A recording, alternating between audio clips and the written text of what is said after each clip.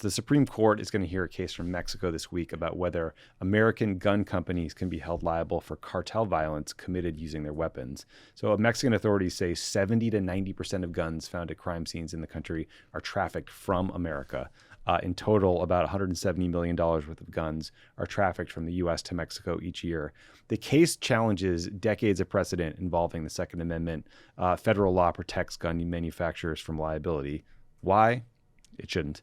Oral arguments happened the morning of this recording, and it looks bad for Mexico with both liberal and conservative justices questioning the validity of their argument. But Ben, I read about this, and I could imagine Claudia Sheinbaum saying, I'm slapping tariffs on all U.S. policies until the White House addresses the scourge of U.S. guns coming into Mexico. And that would be completely valid. Yeah, the cartels just come in here and buy up a bunch of AR-15s and stuff totally legally and just take them across the border, and that's how they arm themselves. It's not that complicated. I mean, there's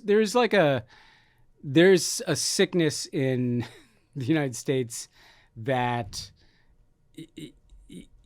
people you do have to look at this country from the outside in. I mean, the Chinese, and I'm very critical of the Chinese Communist Party, but in that statement that we referenced earlier, for instance, they were kind of like, guys, like the fentanyl crisis is your crisis. Mm-hmm. Like they're not all these other countries with, there's something broken in your society, and instead of trying to fix it, you come over here and tell us that we have to like do all these things, or you're going to tariff us over fentanyl, and the same is true here. Like we are buying the drugs from Mexico and sending the weapons to the cartels because we can't have rational gun laws.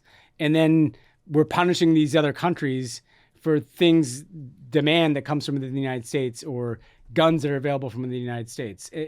We would do the world a much bigger favor if we just fixed ourselves